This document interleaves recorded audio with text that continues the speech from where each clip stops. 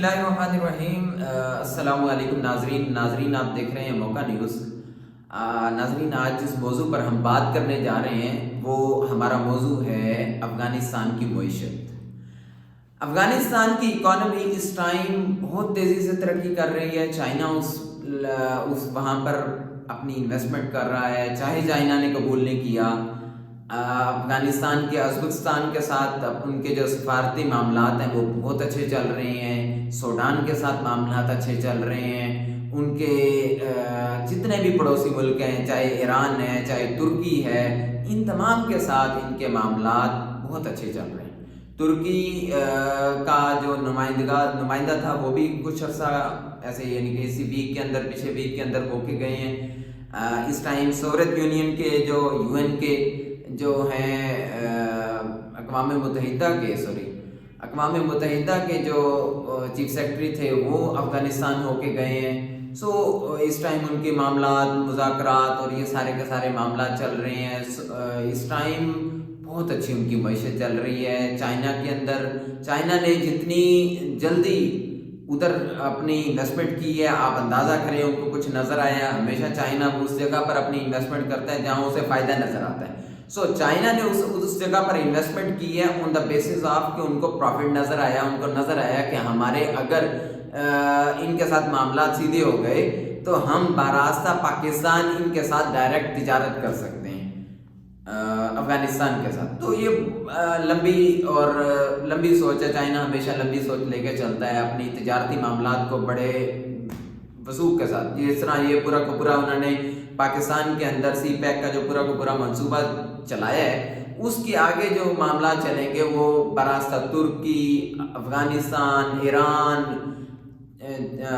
یہ سارے کا سارا معاملہ کنیکٹ ہو جائے گا چائنا کے ساتھ بائی روڈ، اور یہ بہت بڑی اچیومنٹ ہوگی چائنا کے لیے، ہمارے لیے بھی ہوگی اگر ہم اس پر عمل پیرا ہوں تو۔ لیکن ہمارا تو سمت ہی کچھ اور چل رہی ہے، ہم اس پر آج میں بات نہیں کروں گا۔ آج میں بات کرنے جا رہا ہوں افغانستان کی معیشت کے اوپر۔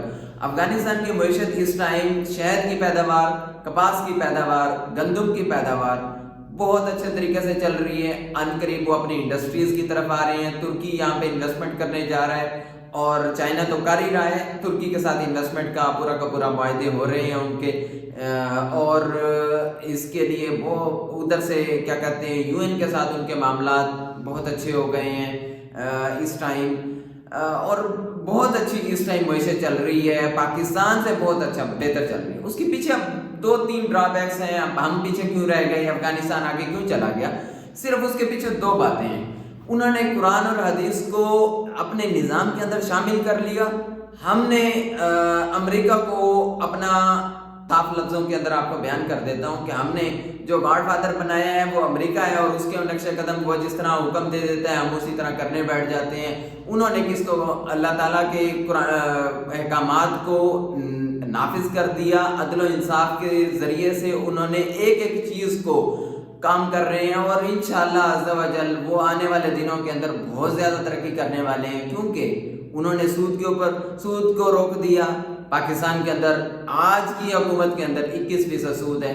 جب آپ جنگ کریں گے اللہ اور اللہ کے رسول سے، اور آپ پھر دوسری طرف سے آپ کہیں گے کہ پاکستان ترقی کر جائے، میں کیا کوئی بھی مسلمان اس بات کو تسلیم نہیں کر سکتا کہ آپ اگر اللہ سے جنگ بھی کریں اور دوسری جانب آپ کے اوپر اللہ کی رحمت بھی ہو جائے، نہیں ہوگی۔ آپ کو پہلے توبہ طائب ہونا پڑے گا اگر آپ پاکستان کی ترقی چاہتے ہیں، ٹھیک ہے؟ آپ کو پورا کا پورا یہ جو 21% ہے اس سود جیسی لعنت سے اپنے آپ کو پاک کرنا ہوگا، اپنی حکومت کو پاک کرنا ہوگا، اپنے لوگوں کو پاک کرنا ہوگا، اس بینکاری کے نظام کو ختم کرنا ہوگا، یہ جو پورا کا پورا آپ کا سود کے اوپر چل رہا ہے۔ ان کی معیشت کامیاب ہوئی ہے آن دا بیسس آف آپ کے یہی رسول اللہ صلی اللہ علیہ وسلم نے جو نظام ہمیں دیا، انہوں نے اس چیز کو امپلیمنٹ کرنے کی کوشش کی۔ ہاں بہت ساری خامیاں ہیں، نو ڈاؤٹ، لیکن دیکھیں آپ یہ بتائیں کہ پاکستانی ہونے کے ناطے کوئی پاکستانی ان کے اوپر بات ہی نہیں کر سکتا، اس کا جواز ہی نہیں بنتا۔ کیوں نہیں کر سکتا؟ کیونکہ آپ کے اندر، آپ کے اپنے ملک کے اندر کافروں کا قانون رائج ہے۔ آپ سوال اٹھا رہے ہیں جنہوں نے تھوڑی سی کوشش کر کے اسلامی قانون کو نافذ کر دیا ہے، اور مختلف لوگ مختلف قسم کی باتیں کر رہے ہیں. سو میں ان باتوں کو ڈسکس نہیں کروں گا. ہمیں اس ٹائم پازیٹیو پہلوؤں کو غور کرنا چاہیے کہ وہ لوگ ترقی کر گئے ہیں, قرآن و سنت کو کے احکامات کے مطابق عمل پیرا ہو کر وہ اس چیز on the basis of this criteria وہ لوگ ترقی کر گئے. آج ان کی کرنسی بہتر ہے, ہم لوگ بہت پیچھے رہ گئے. ٹھیک ہے, آج دوسری ایک اور نیوز آپ کو دینی تھی کہ آپ کے جو ترکی کے جو دوسرے کینڈیڈیٹ ہیں طیب اردگان کے جو مخالف ہیں, ان کی طرف سے جو میں ان کے بارے میں پہلے بھی آپ کو لوگوں کو بتا چکا ہوں کہ وہ امریکہ کا ٹاؤٹ ہے. وہ شخص ایسا سمجھ لیں امریکہ کا, اسرائیلیوں کا, یہودیوں کا وہ ٹاؤٹ ہے. اندازہ اس بات سے آپ کر لیں کہ آخری انہوں نے ایک بیان دیا ہے, ایک جلسے کے اندر کھڑے ہو کے انہوں نے بیان دیا. انہوں نے کہا ہے جی میرے حکومت میں آنے کے بعد 3 مہینے کے اندر میں یورپ کا ویزا ترکیوں کے لیے فری کر دوں گا.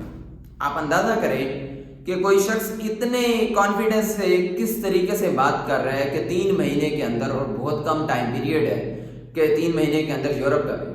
آٹومیٹکلی آپ اس بات کو سمجھیں گے کہ اس کو پیچھے سے ان لوگوں کی سپورٹ حاصل ہے. سپورٹ کی بیس پر وہ لوگ آج وہ جو شخص ہے وہ اس چیز کو وہ کر رہے ہیں, ٹارگٹ کر رہے ہیں. تیسری بات بھائی جان یہ ہے کہ پاکستان کے اندر جو اس ٹائم پرویز الہی کے ساتھ ہوا وہ بالکل غلط ہوا. اگر کرپشن کی بات ہی تھی تو بھائی جان باقی کون سا دودھ کے دھلے ہوئے ہیں, یا آب زمزم ان کو بندہ کیا کہے آپ لوگوں کو بھی.